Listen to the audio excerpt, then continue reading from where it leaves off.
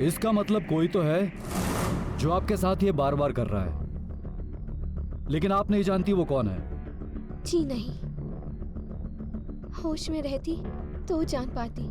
ससुराल में कोई है जिस पर आपको शक है? नहीं सर, कोई नहीं है। सब बहुत अच्छे लोग हैं। मुझे कुछ समझ नहीं आ रहा सर, मेरे साथ क्या हो रहा है। बस जब भी सुबह उठती हूँ सर बहुत भारी हुआ रहता है। सबसे पहले आपकी मेडिकल टेस्ट करवानी होगी। अजीब वाकया था। शिखा ने पुलिस के सामने शिकायत दर्ज करवाई थी कि उसके ससुराल में उस पर बलात्कार होता रहा है, लेकिन वो नहीं जानती कि वो कौन है और ना ही परिवार के किसी सदस्य पर उसे शक है। पुलिस को बहुत सावधानी बरतनी थी, क्योंकि हो सकता है कि विक्टिम झूठ बोल रही हो, किसी को फंसाने की कोशिश कर रही हो। पुलिस हर संभावना पर विचार कर रही थी। वो झूठ बोल रही थी या सच, ये तो मेडिकल जांच के बाद ही साफ होने वाला था। लेकिन अगर वो वाकई में विक्टिम है तो फिर कोई तो था जिसने बड़ी ही चालाकी से यह जाल बना था। लेकिन इस जुर्म का मकसद क्या था? सिर्फ अपनी भूख मिटाना या फिर विक्टिम से बदला लेना? इस रहस्य पर से पर्दा उठने में अभी काफी वक्त था। तहकीकात बहुत मुश्किल थी, लेकिन अगर जरा सी भी संभावना नजर आती कि शिखा के परिवार में ही कोई उसका शोषण कर रहा था तो उस तक पहुंचना जरूरी था।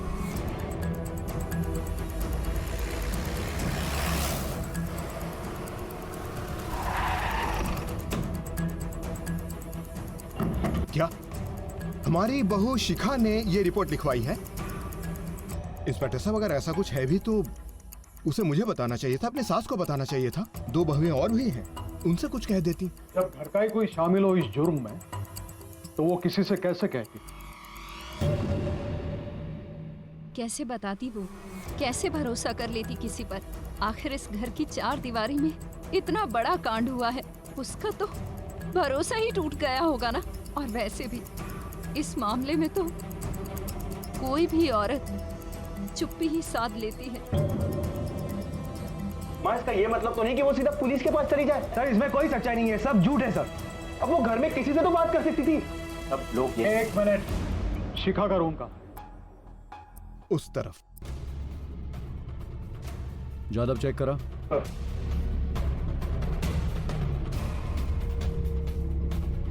ये पिछले 2 महीनों में शिखा के व्यवहार में आपने कोई अजीब बात महसूस की? कोई चेंज? 1-2 बार मैं उसे चाय देने आई थी तो मुझे कुछ अजीब लगा। उसके हाथ पर और उसके गले पर नाखूनों के निशान थे। जब मैंने उससे पूछा तो शिखा ने कहा कि पता नहीं वैनी, और फिर... सर, कुछ तो मनगढ़ंत कहानियां बना रही है वो। कैसे मुमकिन है ये सब कुछ घर में कर पाना? झूठ बोल रही है वो। क्यों झूठ बोलेगी वो? किसको फंसाने के लिए? हाँ, झूठ बोलने की तो कोई वजह नहीं है उसके पास। वो मन में आ रहा है वो बोले जा रही हो। ऐसे कैसे हो सकता है घर में हम सबके रहते हुए? इसका क्या मतलब है? इसमें हम सब शामिल हैं? बकवास करती हो। सर, वजह तो पता नहीं है, पर यह पक्का है कि शिखा झूठ बोल रही है। भाभी क्यों किसी को फंसाना चाहेंगी? हम लोगों में आपस में कोई झगड़ा नहीं है, हम सब प्यार से रहते हैं। हाँ सर, भैया और भाभी का रिश्ता तो बहुत ही अच्छा है, बहुत प्यार करते हैं एक दूसरे से। मुझे तो ये समझ में नहीं आ रहा है कि भाभी ऐसा क्यों कर रही है। सर, मैं सच बोलूँ तो मुझे नहीं लगता कि भाभी के साथ ऐसा वैसा कुछ हुआ है, और अगर हुआ भी है तो कैसे, पता नहीं सर। हाँ इंस्पेक्टर साहब, और कितनी देर चलेगी ये पूछताछ? क्यों, डर लग रहा है? हमें किस बात का डर है? पता चल जाएगा। शिखा का पति कहाँ है? जी, मेरा बेटा इन दिनों पुणे में। पिछले दिनों उसका ट्रांसफर हुआ है, शनिवार और इतवार को आता है। उसे फोन करके बुला लीजिए और पुलिस स्टेशन आकर रिपोर्ट करने के लिए बोलिए। जी। ये केस बहुत ही अजीब है। शिखा का कहना है कि रात को उसके बेडरूम में कोई आता है, उसे रेप करता है, और उसे किसी पर शक नहीं है, ना ही उसके परिवार में किसी को देख के ऐसा लगता है कि उसमें से कोई हो सकता है। और एक बात साफ है कि बाहर से अंदर कोई नहीं आ सकता। से कहिए, शिखा तो झूठ नहीं बोल रही। हो सकता है, पर क्यों? अजीब बात तो यह है, उस परिवार के किसी भी औरत को विश्वास नहीं हो रहा है कि शिखा झूठ बोल सकती है। अक्सर घरों में औरतों के बीच झगड़ा होता रहता है, पर यहां पर ऐसा कुछ नहीं दिखता है। ये शिखा के पति की क्या खबर? सर, वो ऑन द वे है, आ ही रहा होगा।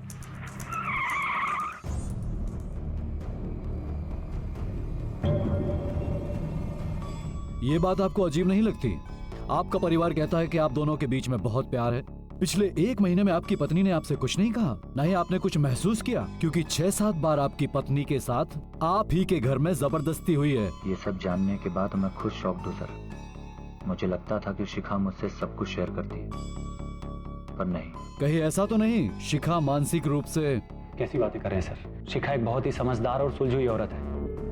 वो मेरे परिवार की बहुत इज्जत करती है सर। इनफैक्ट मेरी फैमिली भी उसे बहुत चाहती है सर। मैं तो समझ नहीं पा रहा हूँ कि ये सब कुछ मेरे घर में हुआ।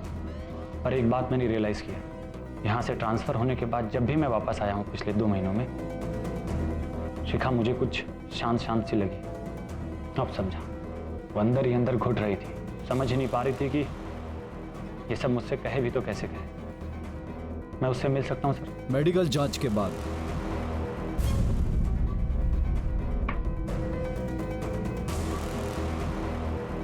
शिखा के साथ रेप हुआ है और वो भी बड़ी बेरहमी के साथ। उसके प्राइवेट पार्ट पर इंजरीज हैं और बॉडी पर कुछ निशान भी पाए गए हैं, कुछ पुराने और कुछ ताजे। Thank you doctor.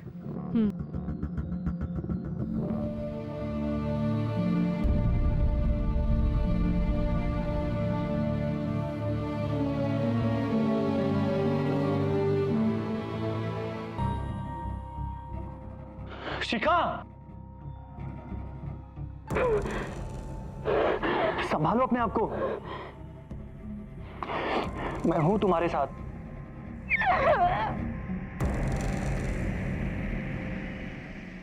आपकी बहू के साथ पिछले 1 महीने में 6-7 बार जब वो हादसा हुआ, तब आप कहां थे? ये कैसा सवाल कर रहे हैं आप? मैं अपनी बहू को बेटी मानता हूं। एक बार सोचिए तो, किससे क्या सवाल कर रहे हैं आप? मैं ऐसा सोच भी नहीं सकता। सोचने के लिए तो कोई भी कुछ भी सोच सकता है। जल्दी बताओ सच क्या है। देखिए सर, हमारे पास फालतू का टाइम नहीं है कि शिखा की एक झूठ की वजह से हम रोज रोज पुलिस स्टेशन के चक्कर लगाए। मैं वैसा आदमी नहीं हूं सर। मेरा एक छोटा सा ऑफिस है। मैं इज्जतदार आदमी हूं। इज्जतदार लोग ऐसे घटिया जुर्म नहीं करते, ऐसा कहीं लिखा है? तुम्हारे घर में रेप हुआ है तो तुम्हारे घर में से ही कोई एक होगा। अच्छा होगा तुम हमें सच बताओ, वरना हमें और भी तरीके आते हैं सच उगलवाने के। देखिए सर, आप ऐसी बात नहीं कर सकते मेरे साथ। मेरे खिलाफ कोई सबूत है आपके पास?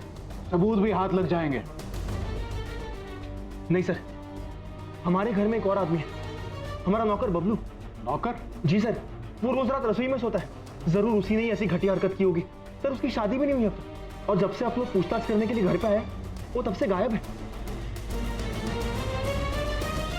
सर, एक बात को शायद हमने मिस कर दी। शिखा का कहना है कि उसके सोने के बाद उसके साथ कोई रेप करता और उसे पता तक नहीं चलता। हो सकता है ये रेपिस्ट उसे कोई ड्रग देता हो या उसके खाने में कुछ मिलाता हो। ये काम घर का ही कोई कर सकता है।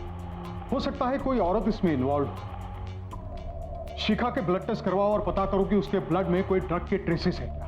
सर,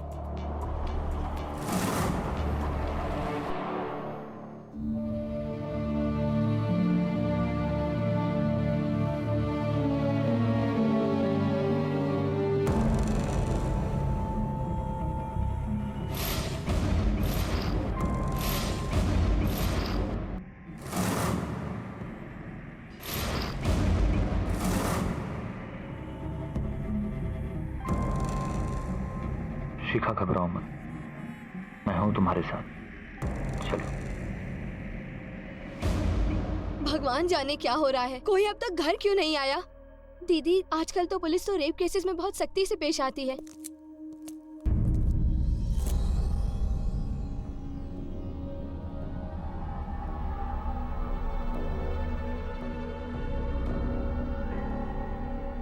नहीं समझ आ रहा मुझे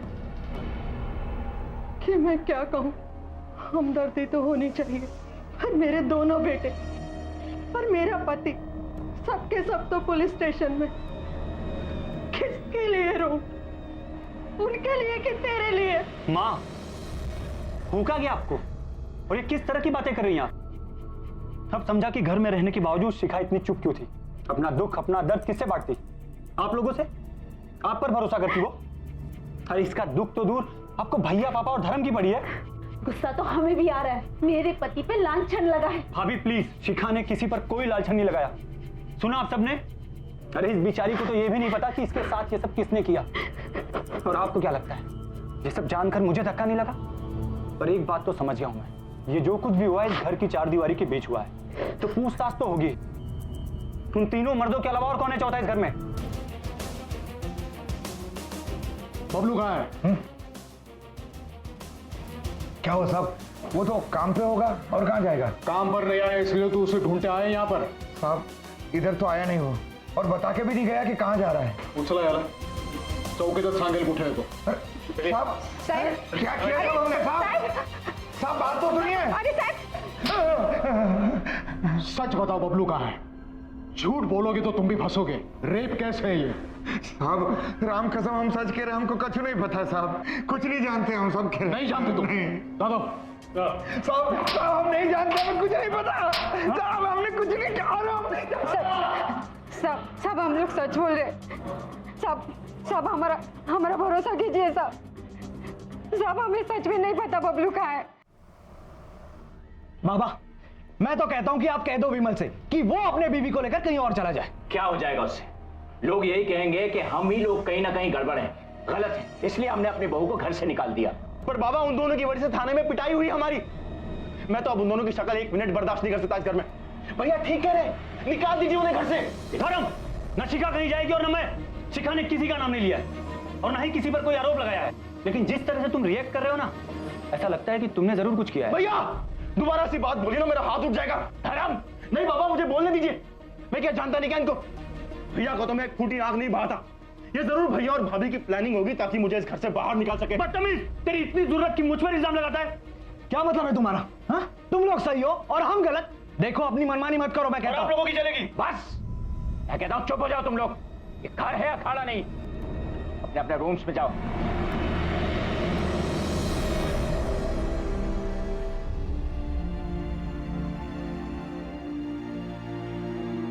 शिखा ये जो कुछ भी हो रहा है ना, इसमें तुम्हारी कोई गलती नहीं है। तुम्हें आराम की जरूरत है। चलो लेट जाओ। चलो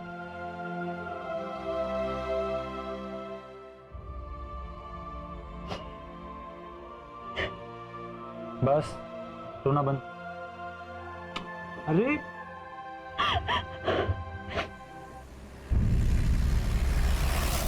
और बबलू भाई बड़े दिनों बाद अपना पान बना दो। और बबलू क्या हुआ साहब?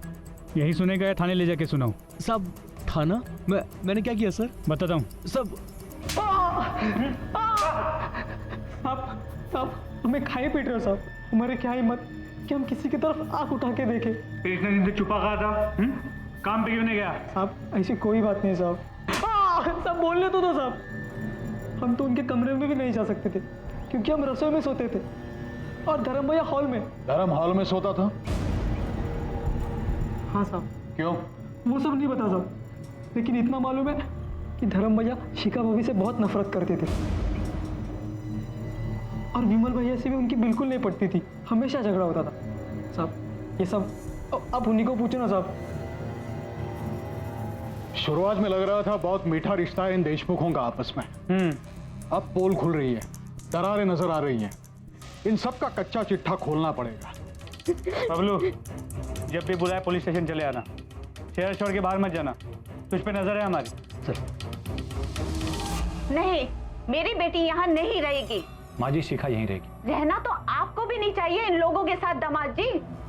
आपके ही परिवार से किसी ने इतना घिनौना काम किया है, दम नहीं घुटता इस घर में। आप हम पर क्यों उंगली उठा रही है?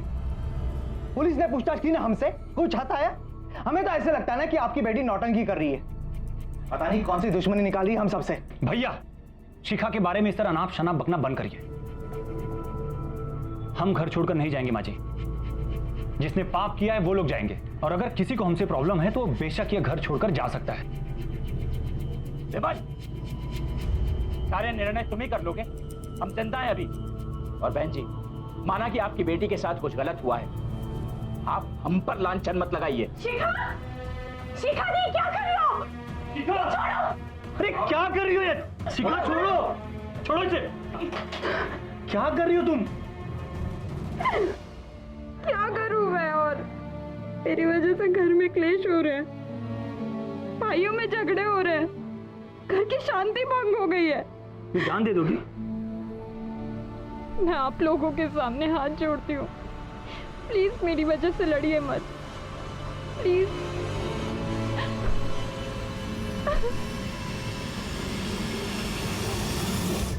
अच्छे लोग हैं साहब, झगड़े की बात कभी हमने उनके घर में सुनी ही नहीं।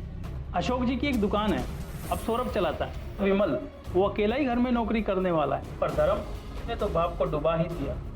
धर्म तो शुरू से ही ऐसा है, लड़कियों पे पैसे उड़ाना, अय्याशी करना, कॉलेज टाइम से उसका यही हाल है। ठीक है।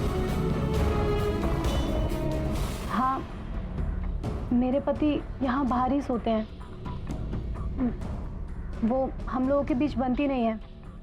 पर ये सब आप लोग क्यों पूछ रहे हैं? आपकी भाभी पर रात के वक्त जो बलात्कार हुआ, एक बार नहीं कई बार हुआ, इससे एक सवाल उठता है कि उनके बेडरूम के सबसे करीब कौन है।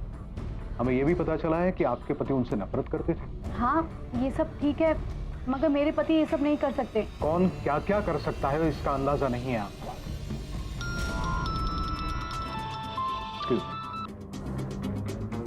हाँ बोलो। सर इस धर्म की सारी इन्फॉर्मेशन निकाली, कॉलेज के जमाने से अपने बाप के पैसे उड़ा रहा है। फिलहाल ये घर पे ही है, इसका धंधा ठप है। इसे धंधे में लगाने के लिए घर से और पैसे चाहिए थे, मगर विमल ने साफ इनकार कर दिया। सर इस धर्म की वजह से घर में अभी काफी झगड़े भी हो रहे हैं। ठीक है, चल।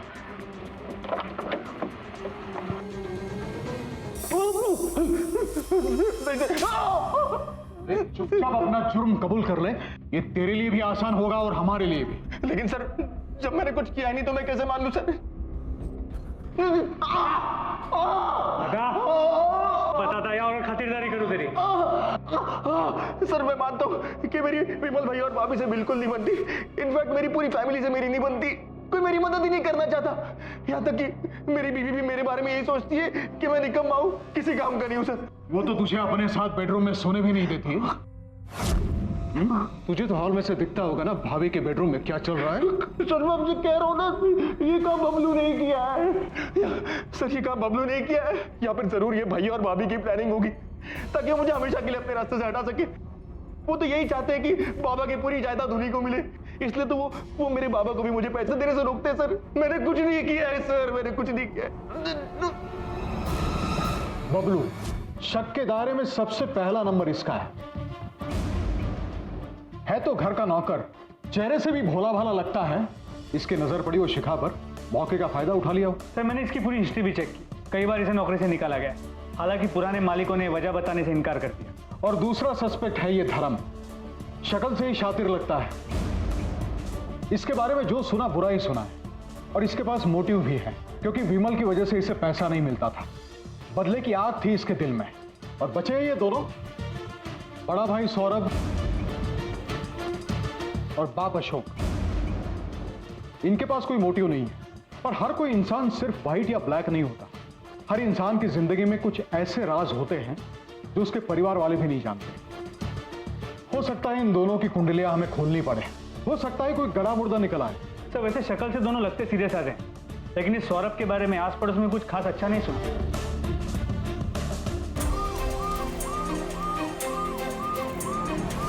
खाना तो खा लो, ठंडा हो जाएगा। मिस्टर सौरभ, हमें आपके ऑफिस की तलाशी लेनी। लेकिन सर वारंट है हमारे पास। सर मैं एक इज्जतदार आदमी हूँ सर, आप इस तरह मेरी इज्जत क्यों उछाल रहे? ला दो सर। पॉइंट चेक करो। बाहर ये चल।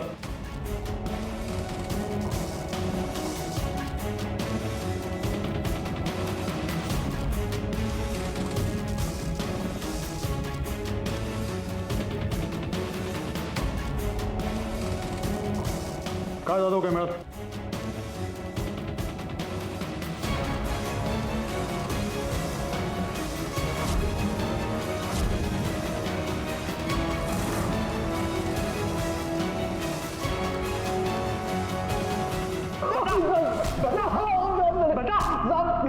देख तेरी इज्जत की धज्जियां ना वैसे भी उड़ चुकी है, चुपचाप सच सच बता दे।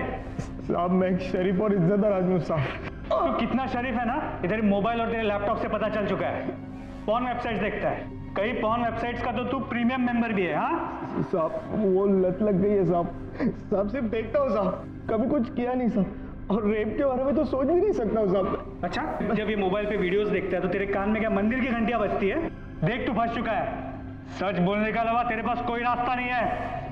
अब मैं सच कह रहा हूँ साहब, मैंने शिखा के साथ कुछ गलत नहीं किया है साहब, कुछ गलत नहीं किया है। कुछ नहीं किया? नहीं साहब। तोड़ेला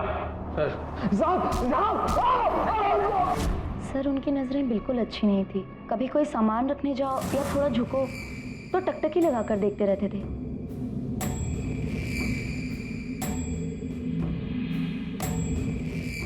हाँ सर, उन्हें वो अलग अलग तरीके से करने की आदत है। मुझे बहुत गंदा लगता था, मुझे बहुत गुस्सा भी आता था। मैंने उनसे बहुत बार कहा कि मैं आपकी बीवी हूँ, कोई प्रोस्टिट्यूट नहीं हूँ, लेकिन वो मेरी कोई बात नहीं मानते।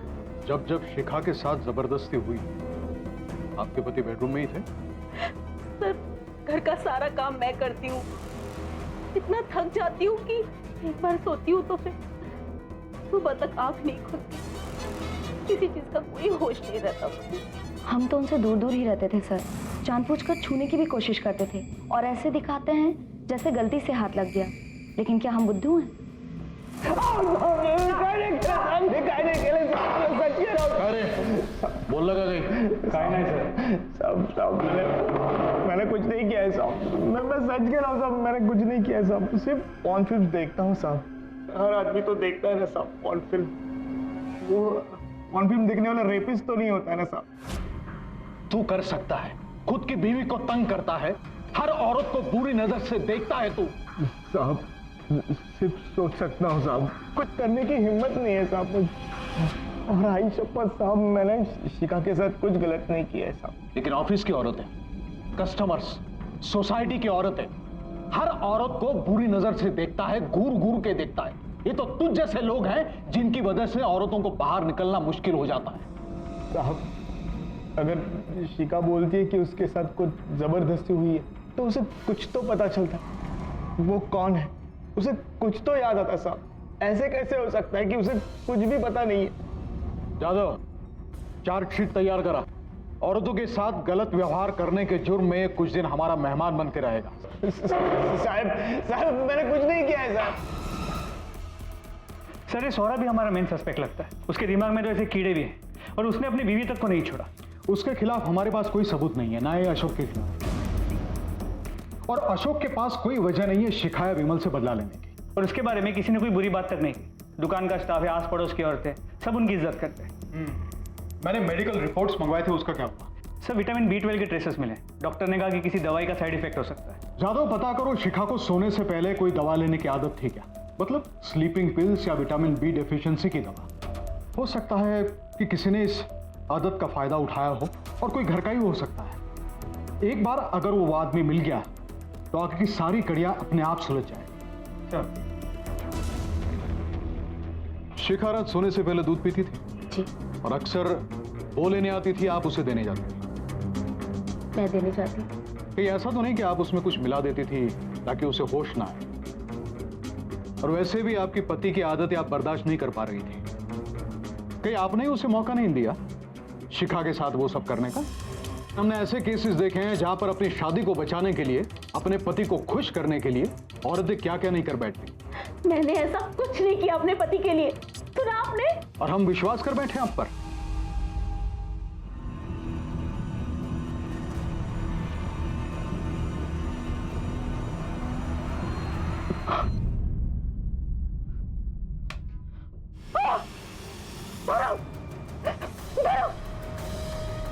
क्या हुआ तुम्हें?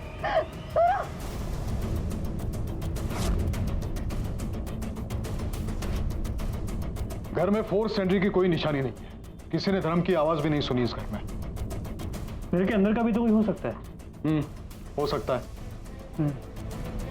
सर कहीं शिखा या विमल या इन दोनों ने मिलकर धर्म पे तो हमला नहीं किया? उन्होंने इस बात को मान लिया हो कि धर्म ही वो आदमी है जिसने शिखा के साथ रेप करने की कोशिश की हो। घर की अच्छी तरह से तलाशी लो, मैं शिखा के बेडरूम में जाता हूं। सर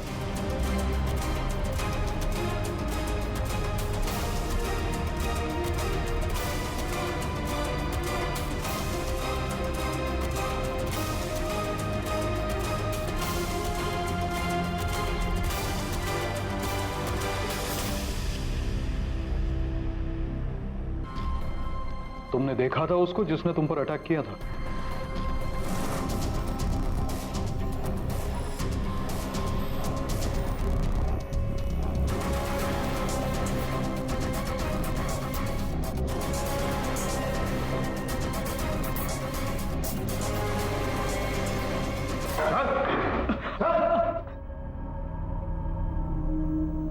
क्यों जान लेने की कोशिश की धर्म की?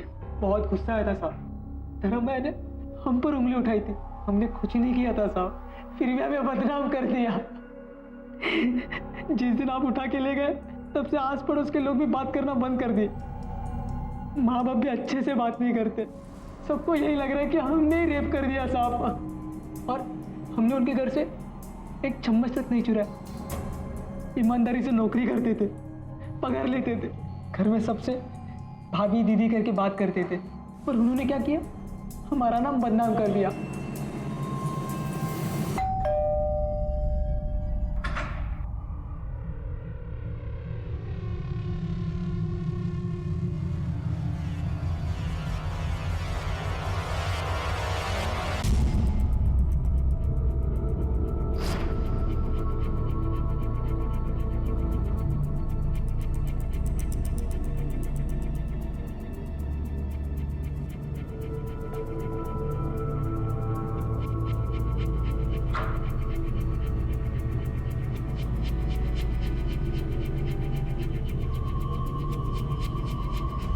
पुलिस एक तरह से डेड एंड पर पहुंच चुकी थी।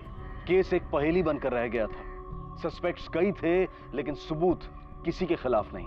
पुलिस को लग रहा था कि या तो उनकी तहकीकात में कोई कमी रह गई है या फिर मुजरिम बेहद शातिर है। लेकिन इतने में पुलिस के हाथ एक ऐसा सबूत लगा जिसने इस केस का रुख ही बदल दिया, या फिर यूं कहिए कि इस केस को पूरी तरह से उलट पलट कर रख दिया।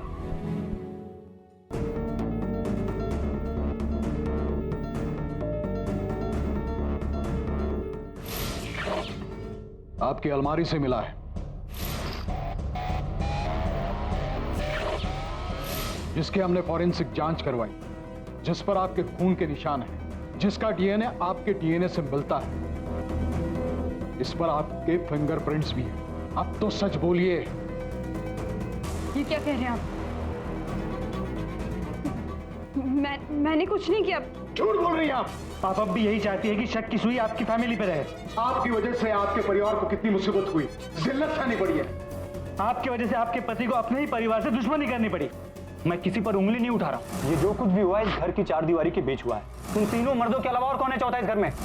और ऊपर से धर्म की जान जाते जाते बची है, और फिर भी आपका कहना है कि आप सच बोल रही है। अब जानती हैं आपके परिवार के टूटने की वजह सिर्फ आपका झूठ। खुला मैंने झूठ, मुझ पे कोई रेप अटेम्प्ट नहीं हुआ, सब मैंने ही किया था। मुझे इंसाफ चाहिए था। इंसाफ? कैसा इंसाफ? हमारी नौकरानी शिल्पा ताई की बेटी मुग्धा, उसे इंसाफ दिलाना चाहती थी। ये नहीं पता था कि बात यहां तक पहुंच जाएगी। उस हादसे से इतनी डिस्टर्ब थी कि कुछ करना चाहती थी। सोचा इस तरह से सच सामने आएगा। सच? कौन सा सच? किस सच की बात कर रही हो तुम? मुग्धा के रेप का सच। हम दोनों साथ साथ बड़े हुए, साथ साथ खेले पड़े, बहुत अच्छे फ्रेंड्स थे हम दोनों। ताई किती छान दिसतेस। इधर आ। क्या? बैठ।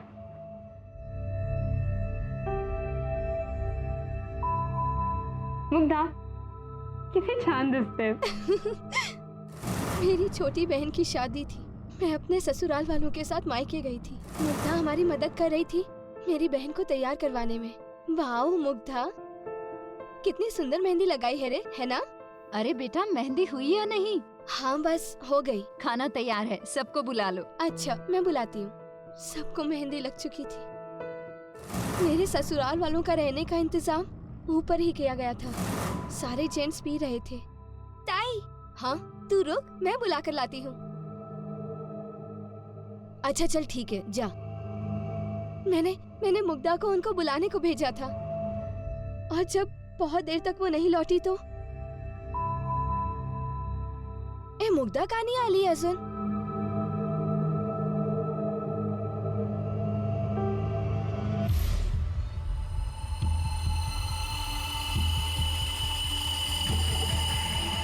मुग्धा, ताई, ताई। मुग्धा, और कहा कि इस बात को फैलने न दे, फिर ससुराल की बदनामी होगी। बेचारी शिल्पा ताई सब कुछ चुपचाप सुनती रही, कुछ नहीं बोली। शादी के 2 दिन बाद हमें उन दोनों की लाश मिली। मैं तब भी आवाज उठाना चाहती थी, उन दोनों को इंसाफ दिलवाना चाहती थी, पर माँ ने मुझे कुछ नहीं करने दिया। चुप कर मेरी बच्ची, चुप हो जा। वो दोनों चली गई है भगवान के घर, तू अपनी जिंदगी क्यों खराब कर रही है? नहीं आई मुग्धा, चुप कर। तेरे ससुराल में अगर ऐसा कोई है तो किस पे उंगली उठाएगी? मैं कहती हूँ सब कुछ भूल जा, तुझे मेरी कसम। मेरी माँ मेरी शादी बचाना चाहती थी, पर मुझे चैन नहीं था। मुझे किसी भी तरह उस दरिंदे को ढूंढना था, जिसकी वजह से मेरी सहेली मुग्धा उसकी आई ने खुदकुशी की थी। अजीब उलझी हुई सोच थी शिखा की। अपनी बचपन की सहेली को इंसाफ दिलाने के लिए अजीब तरीका ढूंढा था उसने। अपने पूरे परिवार को मुजरिमों के कटघरे में लाकर खड़ा कर दिया था उसने। पर हुआ क्या? अंत में उसी के खिलाफ रेप का झूठा इल्जाम लगाने के लिए केस रजिस्टर किया गया। शिखा अरेस्ट हुई और कुछ दिनों बाद जमानत पर रिहा भी। पर तब तक सब कुछ बिखर चुका था। पति ने डिवोर्स लेने के लिए केस दायर कर दिया था, ससुराल से नाता टूट गया था, वो एकदम अकेली पड़ गई थी। अपनी दोस्त को इंसाफ दिलाने की कोशिश में शिखा अपना सब कुछ गंवा चुकी थी। हालांकि उसकी इस कोशिश का एक हासिल था, पुलिस ने मुग्धा और उसकी मां की आत्महत्या के केस की दोबारा जांच शुरू की।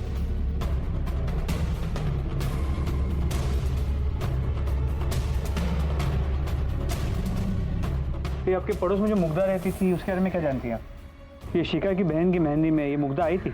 मुग्धा थी ना मेहंदी में, बड़ी अच्छी लड़की थी, मेरे को याद है। मेहंदी वाली रात को मैंने उसे रोते हुए घर लौटते हुए देखा था।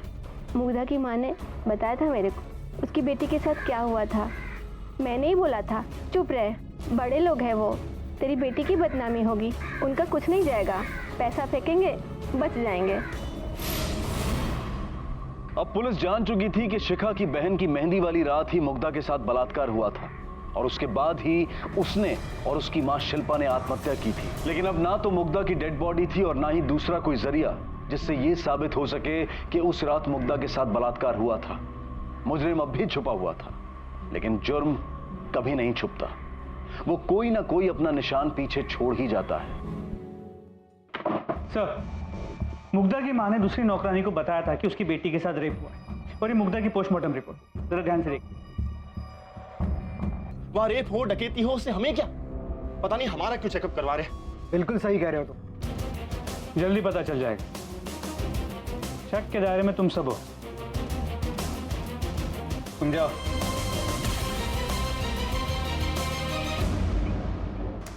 सर, अशोक जी, सौरभ, धर्म या विमल, चारों में से किसी को ये इन्फेक्शन नहीं है। लगता है शिखा को कोई गलतफहमी हुई। सर,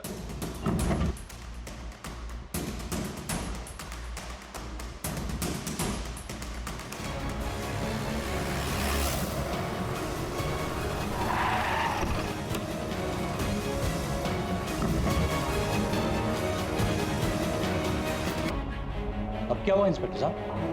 हमें पता चला है मुग्धा का रेप किसने किया है और वो इसी घर में से कोई एक है। आपकी फैमिली में से किसी के फोन रिकॉर्ड से इतना पता चला है कि उसे एसटीडी यानी कि सेक्सुअली ट्रांसमिटेड बीमारी हुई थी, जो मुग्धा को भी थी और जिसका इलाज उसने करवा लिया है। जो विमल, सही कह रहा हूं ना? जी सर, वो इंसान मैं ही हूं। मुझसे गलती हुई। ये जो कुछ भी हुआ ना शराब के नशे में हुआ।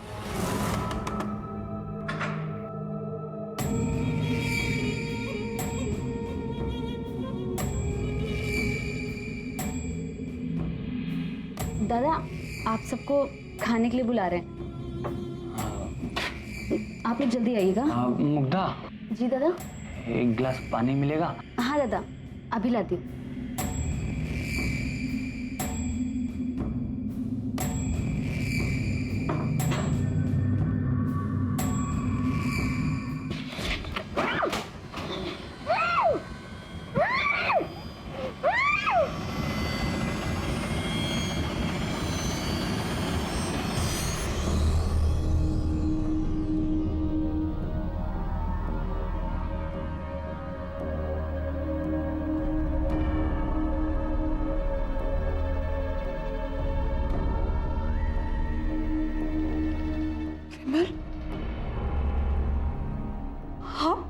शिखा, आई एम सॉरी शिखा।